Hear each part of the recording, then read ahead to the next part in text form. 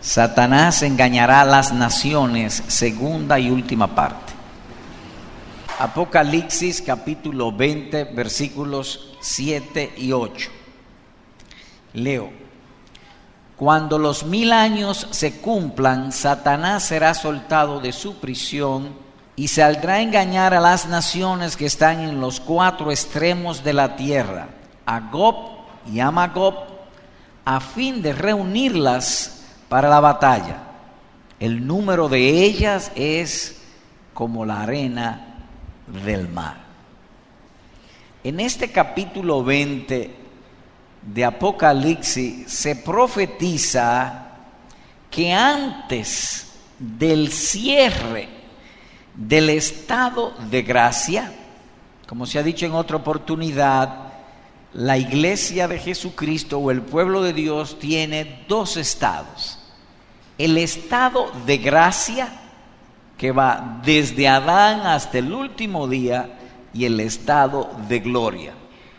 Antes del cierre del estado de gracia, es decir, el tiempo en que ahora estamos viviendo, y en particular en la recta final de ese tramo, de ese estado de gracia, este capítulo habla de una lucha encarnizada entre el bien y el mal. Detalladamente dice: Satanás será soltado de su prisión y saldrá a engañar a las naciones. Es decir, que es una profecía terrible y dura de oír.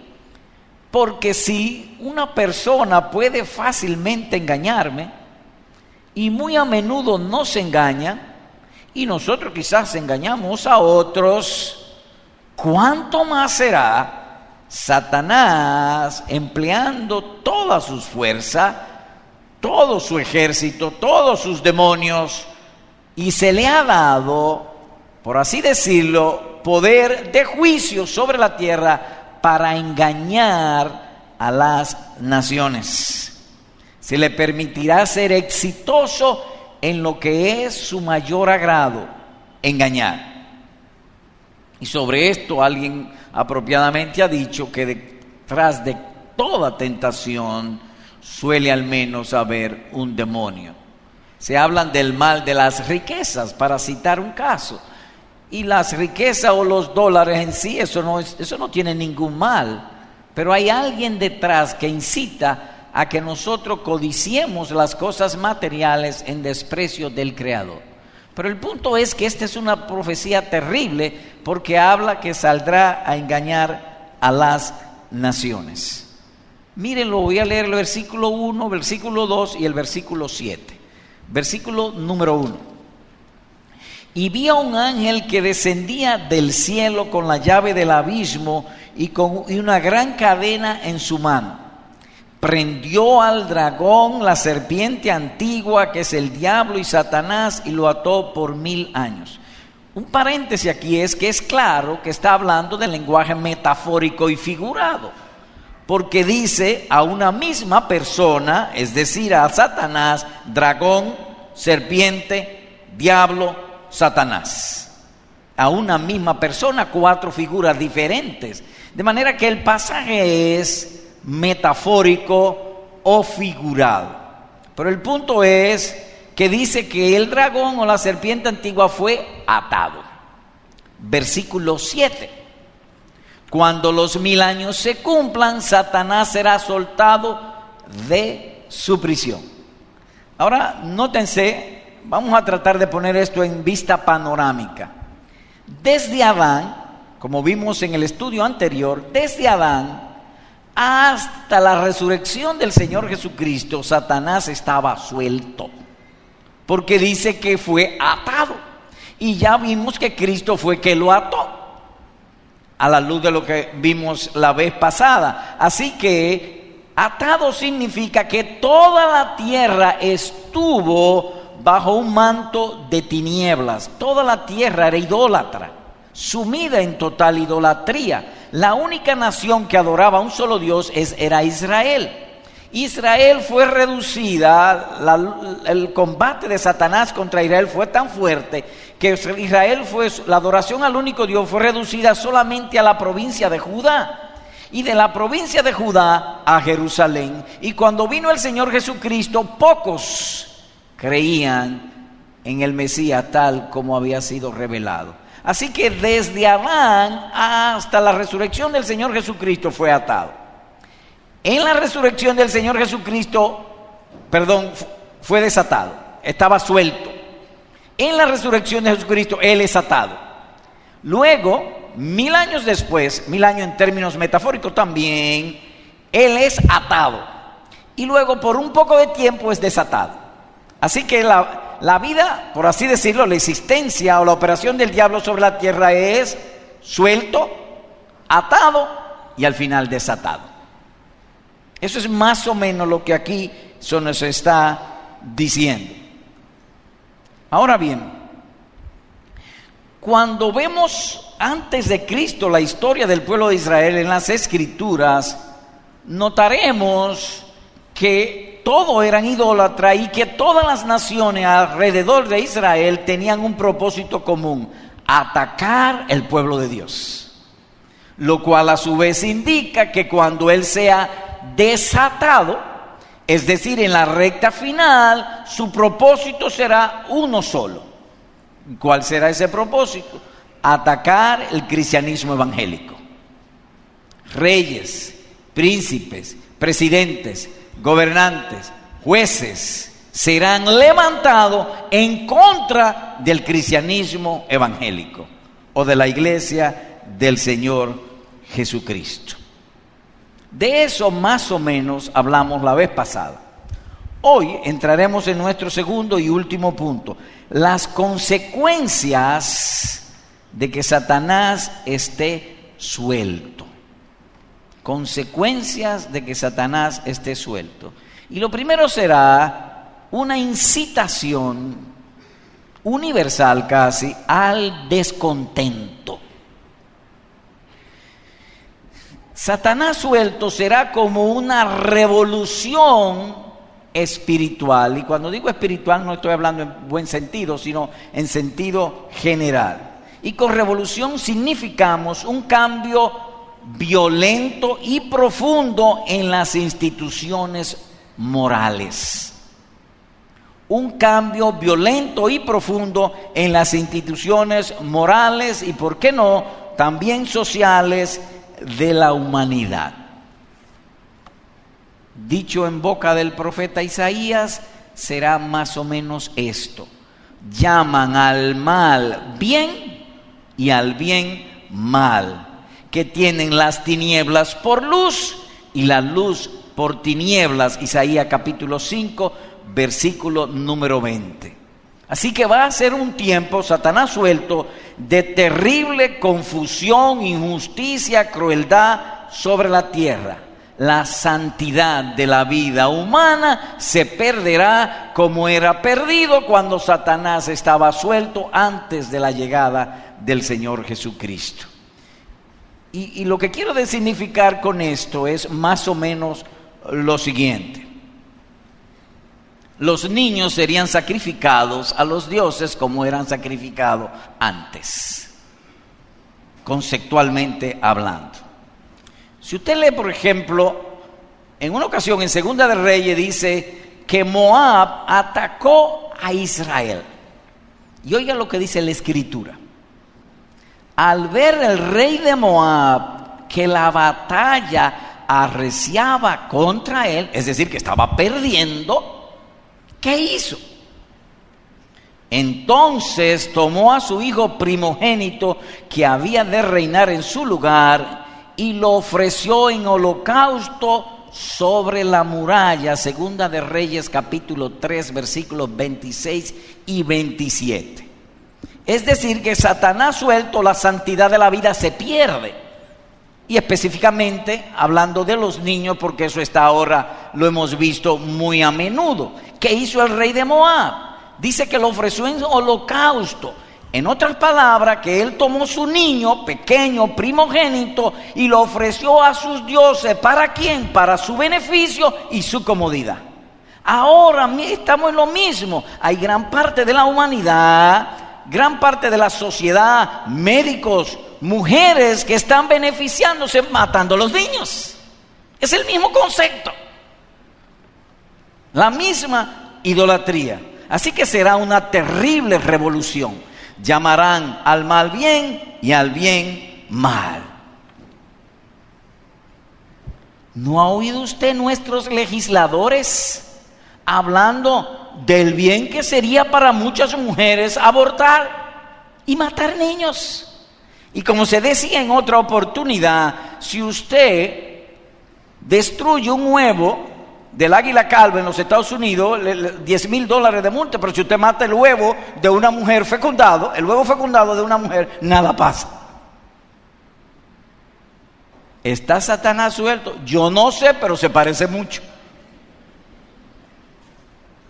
No puedo decir, la Biblia dice está suelto, no puedo decir eso, hasta donde me llegue el entendimiento. Pudiera haber alguien mucho más enterado y con más conocimiento de la Escritura que llegue a esa conclusión, pero se parece mucho. Si camina como un pato y dice cuac, cuac como un pato, es posible que sea un pato. A eso nos referimos. Ahora bien, para efectuar seducción, grandes fraudes han de ser practicados, o que el diablo y sus demonios se emplearían a fondo para engañar a las naciones. No lo harán a la fuerza, sino por artimaña. Lo primero que hará Satanás es seducir. ¿Y cómo seduce Satanás? Hay un pasaje en la historia de nuestros primeros padres que entendemos trae luz en la pregunta que se ha hecho. ¿Recuerdan ustedes en Génesis 3 lo que Satanás dijo a nuestros primeros padres, especialmente a Eva? Dios sabe, le dijo Satanás a Eva, que el día que de él comáis, serán abiertos vuestros ojos y seréis como Dios, conociendo el bien y el mal. Génesis capítulo 3, versículo número 5. ¿Qué fue lo primero que el enemigo metió en la cabeza de Eva? Descontento. Descontento. Pero yo no estoy contento con Dios porque tú tienes razón. Le dijo en términos de hechos y de acciones, le dijo, tú tienes razón. Él no me va a dar lo que me ha dicho, o lo que yo esperaba, o lo que debiera darme, y comió del fruto prohibido y pecó. Pero el punto es descontento. Así que el descontento más común y fácil para el ser humano es contra la autoridad. Así sedujo el diablo al hombre. Prensa, radio, televisión, el hablar común de la gente tiene un solo lenguaje: descontento y queja contra todo tipo de autoridad. Y creo no estar exagerando. Y de lo cual nosotros mismos, en no pocas ocasiones, somos culpables. Así que podemos decir en alta voz: el origen de toda rebelión contra Dios es el descontento. Y luego, esperanzas de triunfo incitan a la tentación. Eso fue lo que pasó con Adán y Eva. Le metió descontento en la cabeza y vio esperanza de triunfo y comió del fruto el fruto del árbol prohibido. Y si uno lee en el Nuevo Testamento las profecías de Judas respecto al sentir de la humanidad en los tiempos del fin, dice de esta manera: son murmuradores, quejumbrosos, que andan tras sus propias pasiones y hablan con arrogancia. Judas capítulo 1, versículo 16. Así que a medida que se acerque el final, el trabajo del enemigo es seducirnos, produciendo en nosotros descontento. Y nosotros como iglesia no estamos exentos de eso.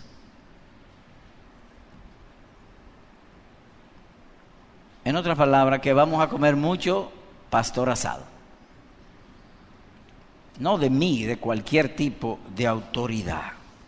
Ahora bien, amados hermanos, el mundo no tiene ojos para ver eso porque no tiene fe, pero nosotros tenemos ojos, estamos viendo y no estamos viendo a las personas, estamos viendo las tinieblas actuando sobre nosotros, a través de nosotros y de las personas. Tenemos otros ojos que ellos no pueden ver, pero nosotros sí. En breve, cuidémonos del descontento.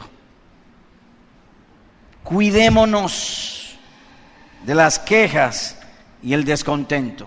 Eso fue lo que él hizo con Caín. Le metió descontento en la cabeza y Caín envidió a su hermano y terminó matándolo.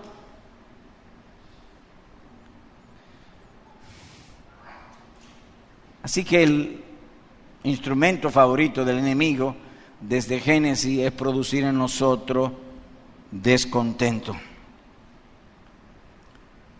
En breve, amado hermano, no somos jueces, somos hermanos.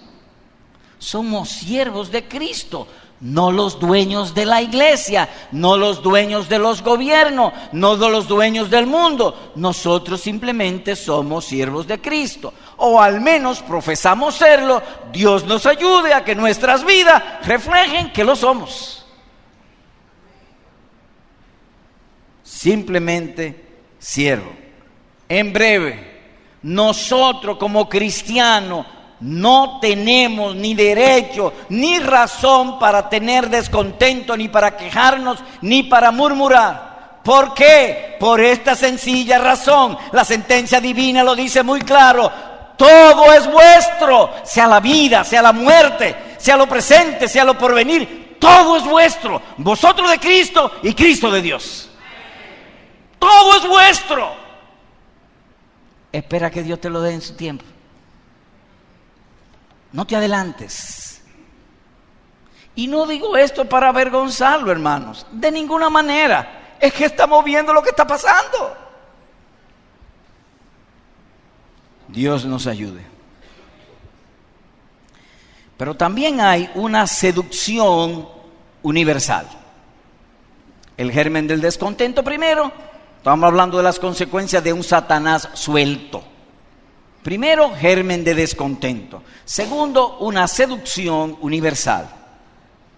Así que leo otra vez en Apocalipsis 20, 7 y 8.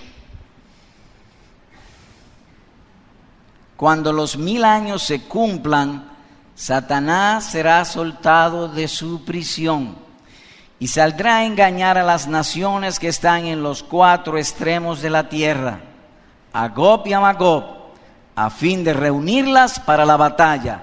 El número de ella es como la arena del mar. Lo que hemos leído en el pasaje puede resumirse en esto: el enemigo seducirá al mundo para ir en contra de los cristianos. Eso es lo que dice. Estamos siendo testigos, opino yo, de ver un mundo levantándose cada día más en contra del cristianismo evangélico. Y en el versículo 8 específicamente vemos varios asuntos en este versículo 8 de Apocalipsis 20. Primero, una superficie o extensión: las naciones que están en los 4 extremos de la tierra. ¿Eso qué significa? El globo terráqueo, norte, sur, este, oeste. El globo terráqueo. Es decir, que el enemigo va a salir a toda la tierra. Obviamente que él no lo va a hacer por fuerza, es por engaño. Y el engaño toma tiempo, posiblemente siglos. Opinión mía. Puede ser que tome 200, 300 años, no sé, pero va a ser poco a poco. todas las naciones. También habla el pasaje de un liderato, Gog y Magog, o que habrán regiones de la tierra con mucho mayor influencia de las tinieblas que otras. Vuelvo y repito, Gog y Magog menciona todas las naciones. Es como si yo dijera, estaba allí todo el Cibao. El Cibao es la región donde vivimos ahora, aquí en República Dominicana. Toda la región del Cibao estaba. Y Santiago a la cabeza. Y Santiago, por ejemplo. Es decir, hay una que va a ser liderato o que va a haber regiones con mayor influencia maligna que otra. Mayor influencia demoníaca que otra. Y dice Gog y Magog. ¿Y cuál es el propósito? Agrega el versículo: a fin de reunirlas para la batalla. ¿Y cuánto estarán en contra de nosotros? Una cantidad indefinida. El número de ellas es como la arena del mar, casi toda la tierra. Ahora bien, dice allí Gog y Magog. ¿Qué significa eso? En breve, los enemigos de Dios. Eso es lo que significa, los enemigos de Dios. Si usted lee en el Antiguo Testamento encontrará eso, que Gog y Magog eran enemigos del pueblo de Dios. Pero Gog y Magog ya no están. Cuando se cumple y Satanás sea suelto, si no es que está suelto, entonces va a haber las naciones líderes, personas líderes en contra del pueblo cristiano. Gog y Magog. ¿Y quiénes son Gog y Magog? Noé tuvo 3 hijos, Sem, Cam y Jafet. Jafet fue padre de Magog. Y se le llama también a Jafet padre de los gentiles, del mundo no hebreo. De Sem descendían todos los hebreos y lo que llamamos hoy semitas. Pero Jafet tuvo un hijo, Magog, y a este tuvo otro hijo, Tubal, y Gog era hijo de Tubal.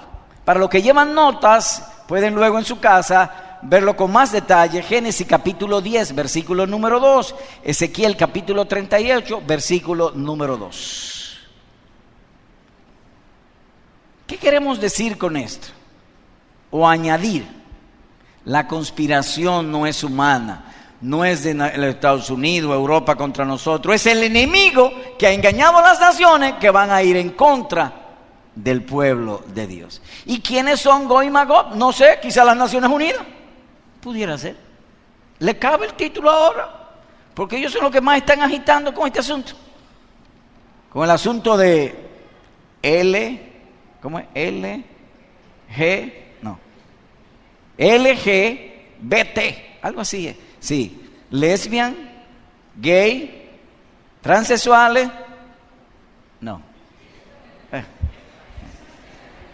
Eso mismo. Esos 4. Vamos a hacer el ejercicio. Lesbian, gay, bisexual y transexual. Eso mismo. Eso nació en las Naciones Unidas. Quizás son ellos. Que no nos oigan para que no aumente la persecución contra nosotros. Pero sí está llevando las Naciones Unidas la voz cantante. Vuelvo y repito. Satanás ha sido suelto, no sé, pero se parece mucho. Dice que será suelto de su prisión. Voy a dar una opinión personal aquí. Si a mí me preguntasen una opinión, es decir, de lo que yo he estudiado, me voy a atrever a decir algo. Repito, de lo que he estudiado me voy a atrever a decir algo. ¿Es eso la Biblia? No, mi opinión.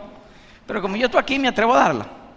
Y creo que no tiene mucha falta de lógica, es lógico. Yo particularmente pienso que la filosofía con la cual empezó el levantar el mundo en contra del cristianismo evangélico empezó con un hombre llamado Charles Darwin.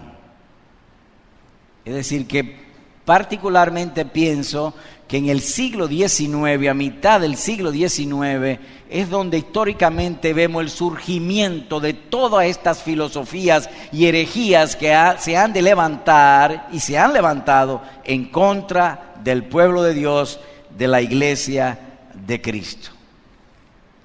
Pero al final de todo esto, o en breve todo esto, uno debe temblar ante esta profecía. ¿Por qué? Porque cuando uno analiza la historia, notará que Satanás ha hecho mucho daño. Guerras, destrucciones en todo los tipos, en individuos, en familias, en villas, en sociedades, en ciudades, en pueblos, en naciones.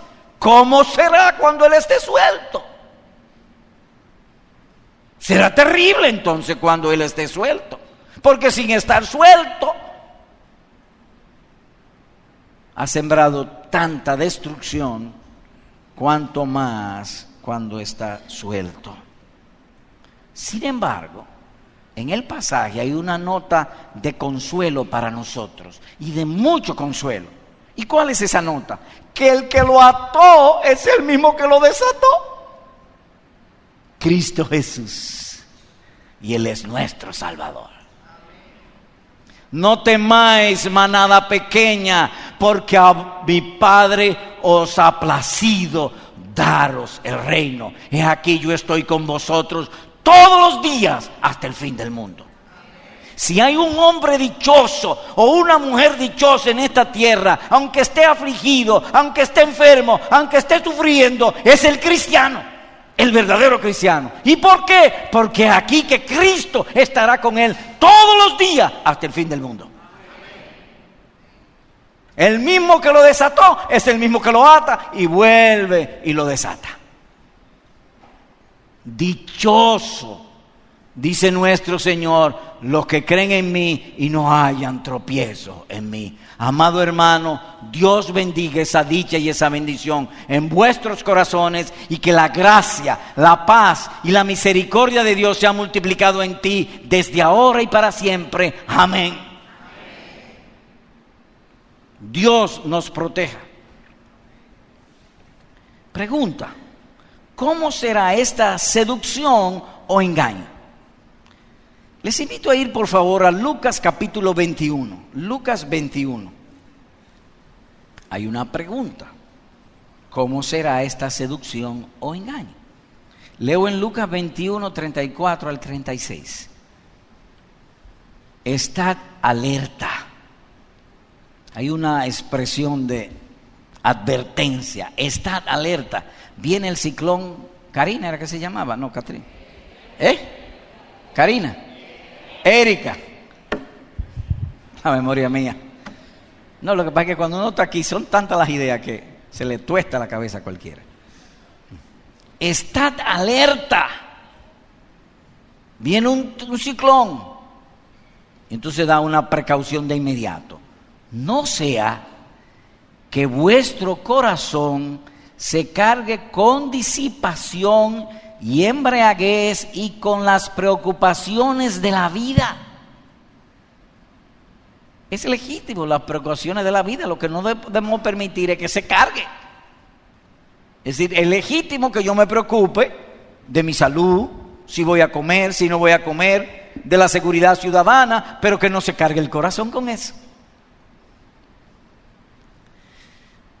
Y agrega, verso 34, y aquel día venga súbitamente sobre vosotros como un lazo.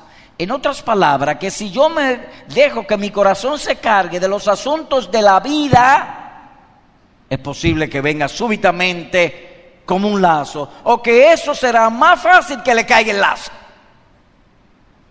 porque se van a cargar con los asuntos de la vida. Hay gente que se carga con los asuntos de la vida, muchísimo se carga. Voy a tratar de dar una ilustración, pero no tengo otra. Espero que me entiendan en buen sentido.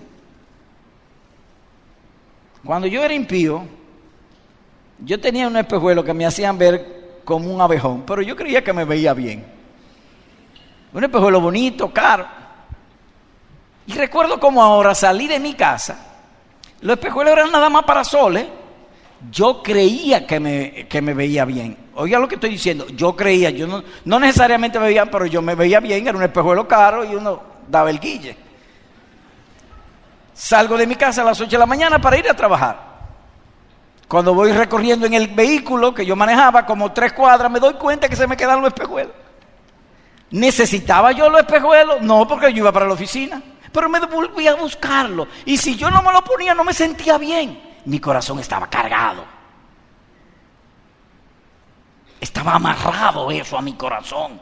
Yo no concebía mi vida o mi trabajo sin eso. Eso es cargarse. Yo no estoy diciendo que tus espejuelos te carguen. No estoy diciendo eso. Estoy tratando simplemente de ilustrar cómo nos cargamos tan fácil con las cosas creadas. Y dice al final, y aquel día venga súbitamente sobre vosotros como un lazo, porque vendrá sobre todos los que habitan sobre la faz de toda la tierra, o de los 4 ángulos de la tierra que leíamos en Apocalipsis, todas las naciones. Dice aquí, vendrá como un lazo sobre todas las naciones. Mas velad en todo tiempo, orando, para que tengáis fuerza para escapar de todas estas cosas que están por suceder y podáis estar en pie delante del Hijo del Hombre. ¿Cómo lo va a hacer el enemigo? Con un lazo.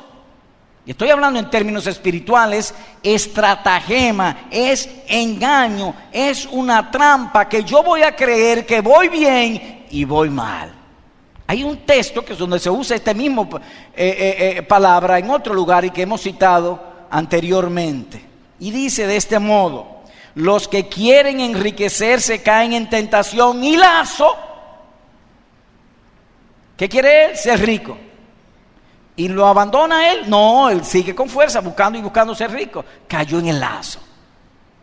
Es decir, que es un engaño donde yo voy a creer, a pensar que estoy haciendo bien, pero realmente me estoy enlazando. Mi alma se está enlazando. Como un lazo vendrá sobre toda la tierra. Satanás será suelto y se le dará poder para eso.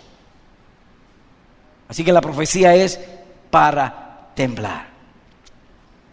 Un comentario: que habrá un cuidado excesivo por el comer, el disfrute corporal y los asuntos de esta vida, lo cual pudiera convertirse en una autotraición contra el bien espiritual. El lenguaje es espiritual, de modo que se trata de un lazo sobre el alma. Es un modo de pensar que parece correcto, pero no lo es, sino un engaño. Así que cuando veamos el desenfreno de la sensualidad, de la seguridad económica, sepamos que la seguridad de salvación va a ser por lo menos afectada. No puede haber seguridad de salvación racional y justamente viviendo en un ambiente como ese.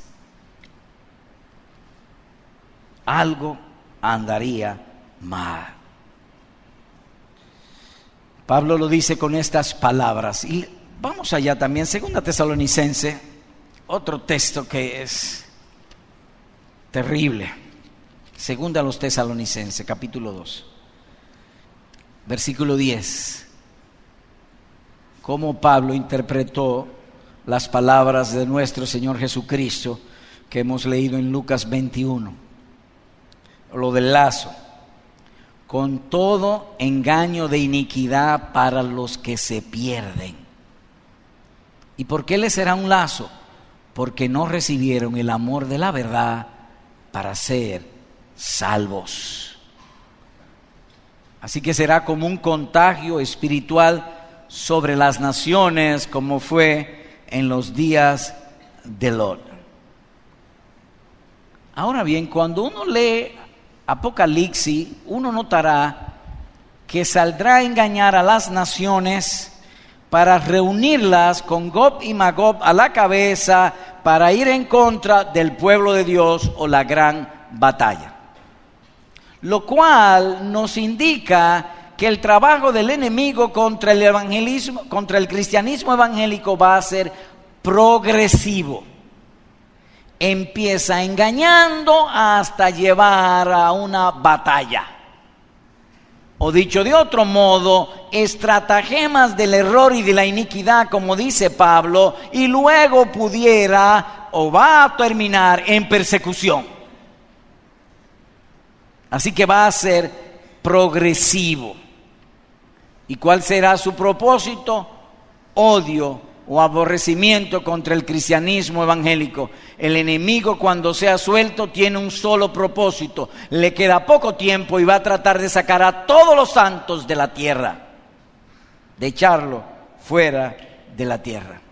Y encontramos una similitud en eso con el caso de Faraón, que llegó a acorralarlo. Dios abrió el mar para salvar a su pueblo, pero en la mente de Faraón es un acorralamiento, y así también sucederá. Cristo vendrá y destruirá a los enemigos cuando nosotros estemos en la peor o más baja debilidad. Ahora bien, si bien es cierto que Satanás es padre de mentira, el engañador y el que seduce, él no va a engañar con irracionalidad, sino que va a poner en la mente de las gentes, de las autoridades, presidentes y gobernantes, razones plausibles. Y para muestra un botón. Algunos líderes políticos, tanto de los Estados Unidos como de Europa, han expresado que el cristianismo evangélico hay que quitarle su poder e influencia sobre la tierra, porque se oponen al progreso social de la humanidad, están en contra de la libertad de género, en contra de los derechos humanos, en contra de los derechos de los LGTB y en contra de los deseos del hombre. Parece lógico, parece razonable, pero su objeto es engañar. Pero yo noto que usted viene hablando y parece como si estuviese suelto. Eso he dicho que parece, pero yo no estoy seguro.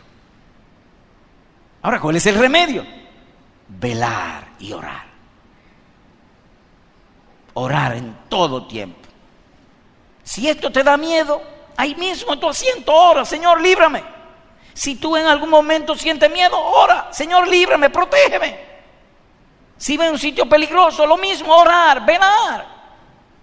Sobre todo por la mente, porque es un engaño. Es un ángel en contra de nosotros. Es un juicio. Así que repetimos el panorama de la historia del planeta Tierra. Desde Adán hasta Cristo, Satanás suelto. Desde Cristo hasta el fin del milenio, Satanás atado. Y luego la recta final del estado de gracia, donde será suelto hasta el fin del mundo. Repito, desde Adán hasta Cristo, Satanás suelto y engañó a todas las naciones. Desde Cristo hasta el fin del milenio, Satanás atado, suelto hasta el fin. Es decir, que la recta final que se profetiza es terrible. Pero hay una nota de consuelo: será por poco tiempo y al final el triunfo es de Cristo y su pueblo. Leamos por favor en Apocalipsis 20, volvamos allá para dar esa nota de consuelo. Apocalipsis 20, versículos 8 al 10. Y saldrá a engañar a las naciones que están en los cuatro extremos de la tierra, a Gog y a Magog, a fin de reunirlas para la batalla. El número de ellas es como la arena del mar. Y subieron, es decir, después que él termine de engañar a todas las naciones, la va a levantar. Y subieron sobre la anchura de la tierra.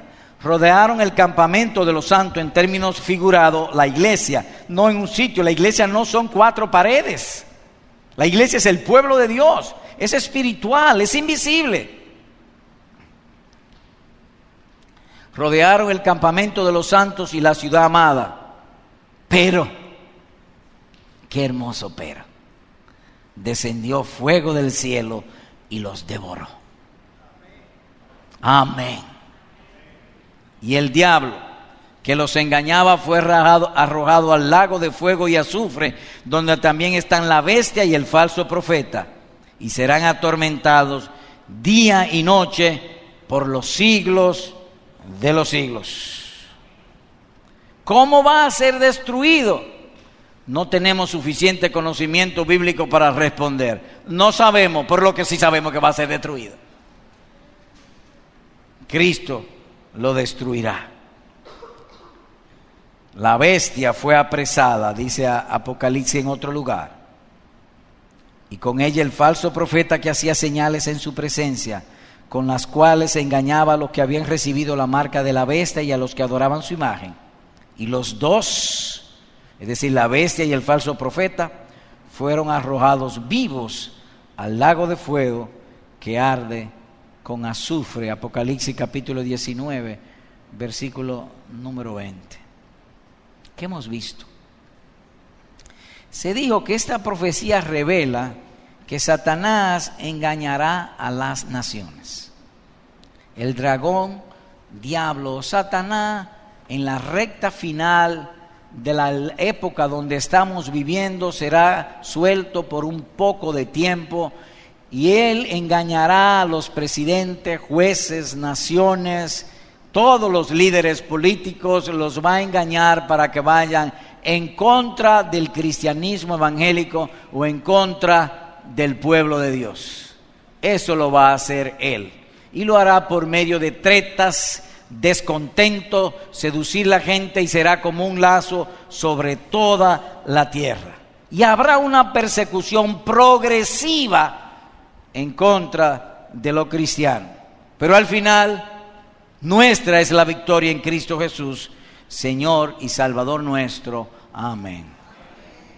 Dos breves aplicaciones. Uno, hermano, no dejes de orar por tu iglesia. Y esto por el continuo peligro a que ella está expuesta. La iglesia tiene, y tu iglesia tiene enemigos de fuera y enemigos de dentro. Y solamente hay una manera de mantenernos orando, constantemente orando. Velad en todo tiempo, orando, dice nuestro Salvador. ¿Y para qué orar? Para que tengáis fuerzas para escapar de todas estas cosas que están por suceder, y podáis estar en pie delante del Señor Jesucristo en el día de la eternidad, dice Lucas capítulo 21, versículo 36. Así que lo tuyo y lo mío es una sola cosa: velar y orar. Y a medida que se acerque el final y que veamos señales, debe aumentar en nosotros el velar y el orar. Es posible que hubiera ocasiones que cuando tú vayas a salir que no te dio tiempo de leer tu Biblia. No dejes de orar. Orar en todo tiempo. Cuando te levantes, orar. Cuando comas, orar. Cuando salgas, orar. Cuando entres, orar. Orar sin cesar. Cuando te acuestes, orar otra vez. Señor, líbranos. Líbrame del lazo que ha de venir sobre todos los habitantes de la tierra. Que yo tenga fuerza para escapar de esto, porque las cosas que estamos viendo y sucediendo son bonitas. Mire qué bien me veo. Pero eso contigo también, la moda nos carga. Sí, hay veces que las hermanas, si no están a la moda, no se atreven a salir a la calle. Nos cargan esas cosas porque son atractivas, son seductoras.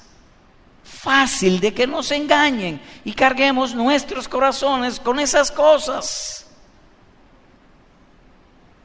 Así que repito la exhortación de nuestro Redentor: velad en todo tiempo, orando, para que tengáis fuerza para escapar de todas estas cosas que vendrán sobre todas las naciones. Segunda y última aplicación a nuestros amigos.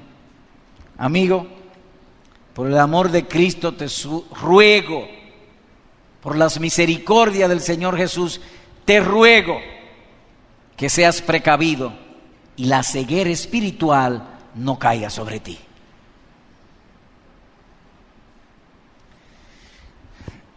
Tú podrás notar que yo estoy hablando de cosas que no habla la gente. Nosotros tenemos otro lenguaje.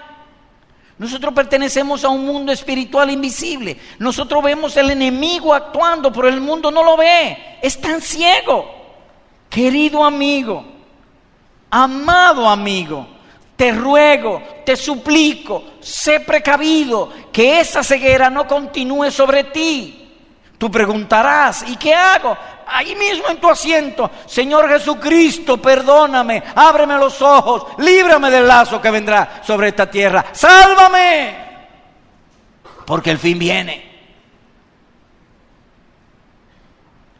¿Cómo sabía el escritor divino que la homosexualidad iba a venir sobre la tierra como un desenfreno y la violencia le está moviendo? Eso está aquí en la Biblia, pero también dice que hay un final y que tú tendrás que dar cuenta a Dios. Escóndete detrás de la cruz de Cristo y no habrá para ti condenación. Dios bendiga pues estas palabras en nuestros corazones. Amén.